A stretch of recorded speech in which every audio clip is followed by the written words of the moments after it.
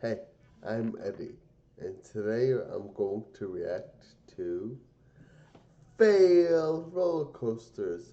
Harley Quinn Crazy Coaster at Six Flags Discovery Kingdom. Hey, let's watch this. Let's give this a go. Harley Quinn Crazy Coaster at California's Six Flags Crazy. Discovery Kingdom. This ride was Crazy. once highly anticipated by the amusement industry. However, after just 1 year of operation, it would close down for good, being one of the shortest lived Six Flags. From the short burst of seeing that image, it like it looks nothing like the DNA double helix, but in my head that popped out at me, DNA double helix for some reason. So I made that association, but I'm not sure why. I mean, they're both twin things. Alright, let's keep watching. Coasters of all time. But how did this concept fail? See? Let's find out today on Theme Park Crazy. Crazy. Our story begins in 2002. That year, designer Jeff Pike was working for roller coaster That's a whole manufacturer history. Great Coasters International, or GCI for short. Pike was the company's vice president of design and played a part in bringing several famous wooden coasters to life. These attractions include Yo, when I was little and I went to Six Flags, and I was terrified of the prospect of loop de loop upside down roller coasters. So only went on the one wooden ride they had, Rolling Thunder. I remember that. But I should have gone on the upside down loop de loop roller coasters. I mean, I do now, but I don't really have a chance to go to Six Flags. Nor do I even care. But like, I don't really want to in the first place. But I don't know. I close my eyes anyway if I like get like, oh shit, I'm gonna like throw up or whatever. I close my eyes and I feel better. Alright, let's keep watching. Gold Striker at California's Great America, a ride that's often considered to be one of the best wooden roller coasters out there. One That day, does look Pike made a smooth. phone call to Navy veteran Chris Gray, offering him a job at GCI. With that, Gray began assembling trains for the company. It's the way they explain that Navy veteran. Alright, yo, you're a Navy veteran? Yeah? Alright, wanna work for me? That's what that struck me as. And the two started a strong friendship. After a while, they would start an internship program within the company. Through this program, they would hire and befriend Evan Cillier, who would soon become one of the company's lead engineers. The trio would end up working on several prominent coasters, but bigger plans were on the horizon. Over the years, they would discuss a variety of different ride ideas, including steel coaster and flat ride concepts. However, with GCI focusing on wooden coasters, there wasn't enough time for their other ride ideas. So after working on China's Python and Bamboo Forest, the three of them, along with their newest partner, Wait, that looks dope. Oh, that looks dope. It goes so, okay, word. All around, and then there's a path under it. That's dope. working on China's Python and Bamboo Forest, the three of them, along with their newest partner Bill Wydra, Look at how started long making that new is. plans. These plans would come into fruition in July 2014 with the creation of Skyline Attractions. This new company would serve as the Crazy canvas to bring the attraction. four's ideas into reality. Their ambition was obvious with the company's first project, That's the pretty Strike dope. You Up. That's pretty This flat dope. ride combines a high striker carnival game and an amusement ride. The attraction was mainly designed for That's like a multiplayer attraction. It's like, that's pretty cool actually. Hold on, let me see. That's pretty cool. They hit it and they get, that's pretty dope. It's a high striker carnival game and an amusement ride. The attraction was mainly Except they were barely hitting it, just hit it. designed for family entertainment centers, or FECs for short. Passengers would board seats attached to a tower. Park guests would then use a mallet to send the seats up the tower. Just like with the game, the harder they hit, the higher the seats go. The ride would receive widespread acclaim in the industry, and it was awarded second place for Best New FEC Product at the 2015 IAPA Expo. Yeah, it's pretty cool. But this wasn't their only family attraction. The company would also debut other small family rides like the Spin You Win and the Crazy. That seems terrible. I don't know, it's just fun. Like, that bugs me. Couch. Despite the innovation, though, company officials wanted to take things further. These small projects took a lot of effort to sell. Gray would recall Pike saying, quote, "Why are we building these kiddie rides? That looks cool too, but why are they building these kiddie rides? They're cool, but they take just as much effort to sell as it does a $2 million coaster. Let's just make the $2 million coaster." So with that, it was official. Skyline was going to build a roller coaster. During their time at The logo is a roller coaster. Maybe they made the logo afterwards, which makes a lot of sense. GCI, the Skyline crew would receive requests for wooden coasters under $2 million. However, this was never really feasible at the time. Still, though, the concept of a $2 million coaster was intriguing to the crew, and they wanted to see if and... So I have no base of reference here, because I have no idea how much a roller coaster is. A non-wooden one. I mean, any roller coaster. I don't know, like, I have no basis for comparison. Whatever, let's keep watching.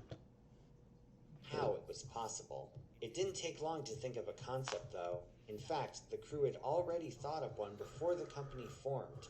One day, Pike and Gray were sitting at the Orlando International Airport when Gray said, quote, "What if we just did two Immelmans back to back? It looks like a figure eight." Originally, the concept was envisioned as a wing coaster, but the crew realized that the track, trains, and space required for such an attraction would be... That's pretty dope, and it spins it around like a DNA double helix. Just saying. Way more than $2 million. At the time, the idea was shelved, but with the company looking for a coaster design, the concept was resurrected in 2016. That year, one of Skyline's interns would create a 3D rendering of the project. The track would be a simple figure eight with two back-to-back Immelmans. Pike would come up with the idea of having two seated sections on one big train. This would give the illusion that two trains are passing right by each other when it's just the one train. The rendering was then placed in an ad. Wait, what? Hold on. Gotta understand this. Having two seated sections on one big train. This would give the illusion that two trains are passing right by each other when it's just the one train. The rendering... But it is two trains. Hold on, it is two trains. That two... Like this one train and this other train, and... trains are passing... They pass by each other. Right by each other when it's just the one train. The rendering was then placed in an ad inside Amusement Today magazine. This ad would... There's something I'm not getting. I think I'm too dumb at the moment, at least. Maybe always. I don't know. But, yeah. Would catch the attention of amusement park chain Six Flags, who would set up a meeting with Skyline at that year's IAPA Expo. It was at this expo that the concept would make its official debut to the industry. Its name was the Skywar. The ride would consist of the aforementioned figure eight shaped layout and the divided single train. This would allow for not only a spectacular flyby effect, but it would increase capacity as well. In order to keep costs low, a drive tire system would be used to propel the train along the track. However, a magnetic launch was listed as an available option as well. In a press release, Skyline officials declared, quote, "Skywarp has everything that operators of all sizes desire. Big impact, big thrills, big visibility, and big capacity with a small footprint and a small price." Crazy impact, crazy thrills, crazy visibility, and crazy capacity. I know I'm doing that. No idea why I'm doing that. Crazy. It's just fun. This hand doesn't move that well. Get it from... This doesn't move that well. So this one seems like fake-ish. And I have control over that. Whatever, I'm done. Although Six Flags was interested in the concept, they wanted to wait a while before deciding whether or not to purchase it. The company wanted to see how the design progressed before making such a big decision. As Skyline awaited Six Flags' choice, they would continue to work on the model in their workshop. The company would rigorously test the seat and restraint design, building prototypes of each that could be tried out by Six Flags officials. For the track, the company decided to work with American manufacturer Rocky Mountain Construction. Skyline officials were interested in the monorail-style track, since it would be much more simple to construct. That's a cool ride right there. According to Skyline, when asked if his company would do the track, RMC founder Fred Grubb said, quote, "Hell yeah, I'll do it." In 2017, yeah, Six Flags had made their decision. They would purchase the world's first Skywarp. In July of that year, Skyline would announce the sale, but it would be a month before the public knew who bought it. Later in August, the ride's location secretive as fuck. would be confirmed: Six Flags Discovery Kingdom in Vallejo, California. It would be named Harley Quinn Crazy Coaster, based on the world-famous DC Comics character of the same name. It was to receive a black and red color scheme and be installed right across the path from the park's Joker roller coaster. The propulsion would use the drive tire system, as the optional magnetic system would have been a quarter of the ride's cost. Though whether or not it's a roller coaster is still debated, since it doesn't seem to use that much gravity. Skyline would reveal roller coasters use like a roller coaster design defined by what they use is gravity. Like that's in the definition. Because it's not technically a roller coaster. Because he says it's not technically a roller coaster because it doesn't use gravity. But that's what defines a roller coaster? That's weird. The train design at the 2017 By the way, Expo, giving industry insiders a good idea of what the seats would be like. Moreover, they would announce 2 more compact coaster designs: the what is this? A roller coaster for ants? Horizon and the Eclipse. The Horizon would also feature a figure-8 style layout, with a corkscrew and an airtime hill at the center. The Eclipse, however, would be much larger, standing at a proposed 100 feet tall. I can't decide which one I like more. By then, the hype of Skyline was undeniable, and enthusiasts were excited for its first major attraction. Vertical construction would begin in April 2018, with an opening date set for June 17th that year. However, it was later announced that the opening would be delayed 1 week to June 24th. Unfortunately, it still would not open on that date. Supposedly, this was due to a number of technical issues with the prototype model. After all, nothing like this had ever been built before, so at the time, it wasn't that surprising to see something like this have issues. So maintenance got to work on the attraction, hoping to have it ready as soon as possible. And after weeks of testing, the ride would finally open to the public on August 8th, 2018. On that day, coaster fans flocked to the attraction to see how it rode. Unfortunately, to say the ride was underwhelming would be a complete understatement. Almost immediately, the ride was wildly lambasted by parkgoers. According to several rider testimonies, the main problem with the attraction was its immense discomfort. Many considered the restraints to be bulky, hard, and awkward. Even worse, the ride was said to be extremely rough, with passengers' heads knocking side to side on the restraints. Beyond that, well, that sucks. That's the ride creator's problem, I think. Did they create the ride? Maybe. I don't know. Let's keep watching. The attraction was criticized for its loudness, which many agreed was annoying.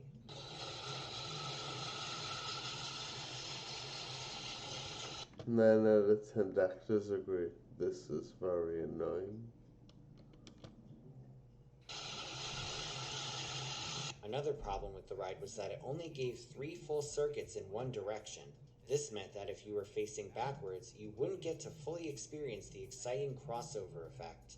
While the forwards and backwards seating was meant to let riders see each other's expressions, facing backwards was still a major downside. What seemed like a promising idea on paper ended up being not so awesome in practice. And as if that weren't bad enough, the ride would suffer from constant downtime. Getting to ride this coaster was extremely rare.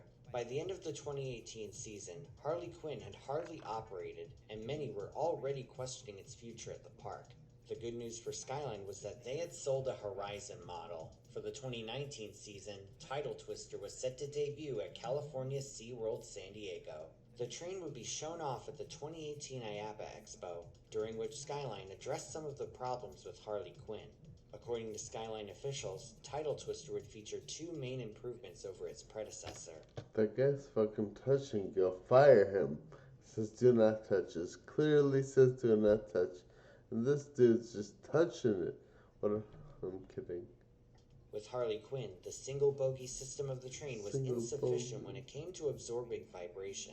For this reason, Title Twister would feature a double bogie system, which was meant to reduce the roughness. In addition, Skyline would respond to Harley Quinn's noise concerns. To deal with these, they planned on filling Title Twister's track with sand to dampen the sound. With these improvements announced, things started looking up for Skyline. However, 2019 would bring a whole new set of problems.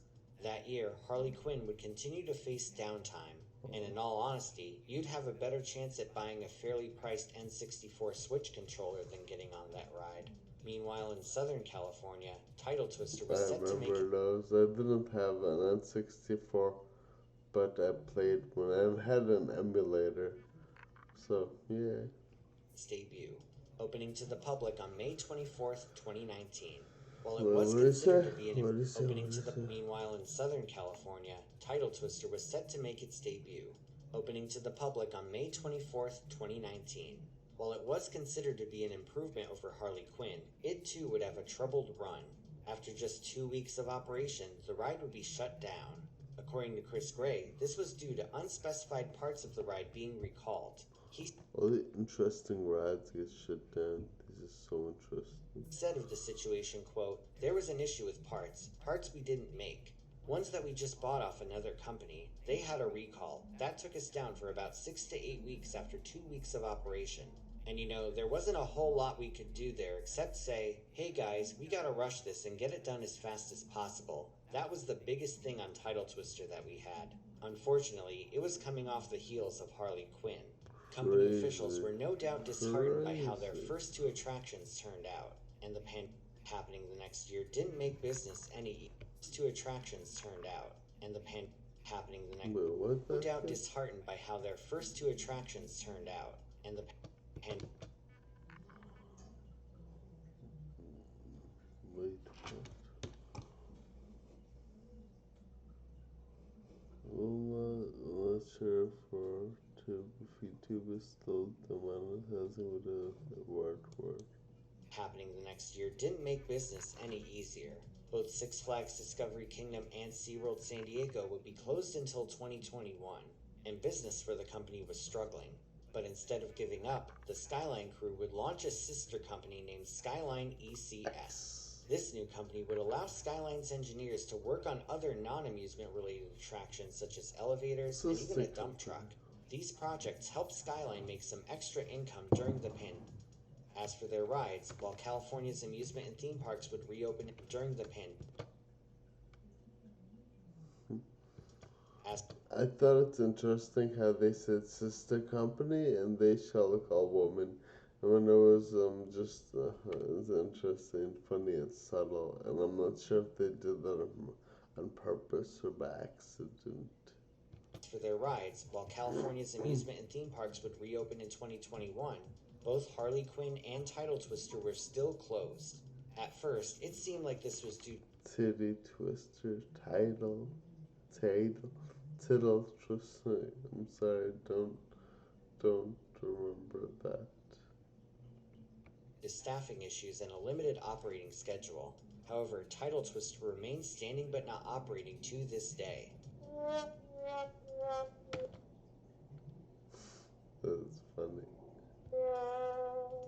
And as for Harley Quinn, Six Flags Discovery Kingdom would announce the ride's closure in early 2021. This announcement would be made not in a press release, but in response to a Facebook comment.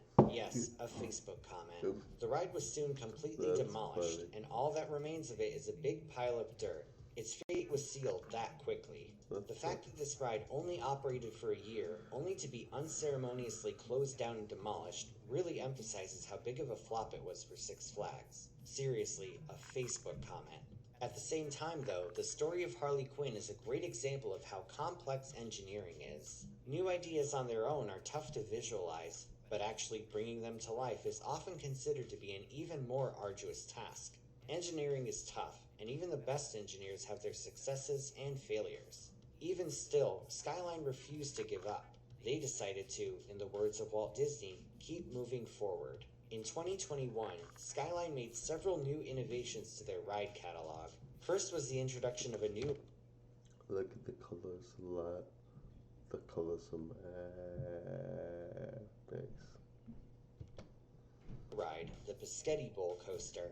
This small Well, I know these probably aren't the colors of the actual coaster. Maybe it is. I don't know.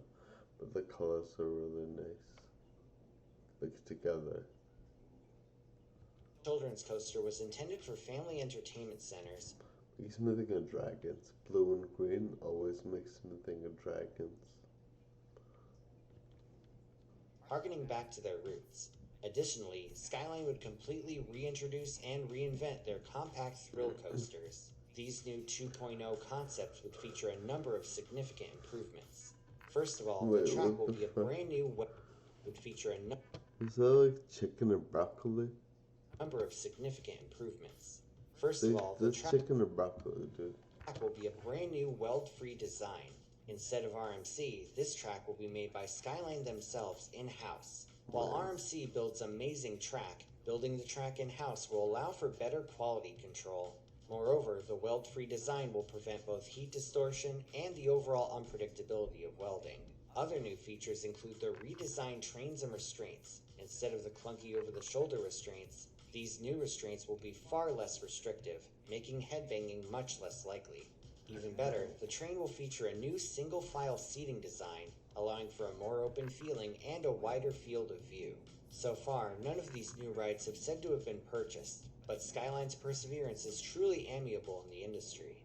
Company officials look back I on like that. I like that. That guy's hired. That company is hired. I like Harley Quinn not the determination. as a failure, but as a learning experience. Though it may have been criticized, it takes a lot to bring an idea from paper to reality, and I like that. The fact that they use that as a learning opportunity. Because that's what mistakes are. Even though they suck to make. And I seem to make a lot of them. I don't learn from my mistakes for some reason. I mean, I do slowly. But mistakes are made to be learned from. I just wish I could more freely. But that's besides the point. And I don't want to talk in about that that. regard, you've got to give them credit. And now, once again, it's time for the comment Crazy! shout out program. This Fuck this. Comment shadow. Anyway, so yeah, that's the thing. I want to go on a crazy roller coaster, but I don't care enough. Alright, bye, good night. I'm gonna sleep. It's tiring. Yeah. It sure is tired outside. Peace.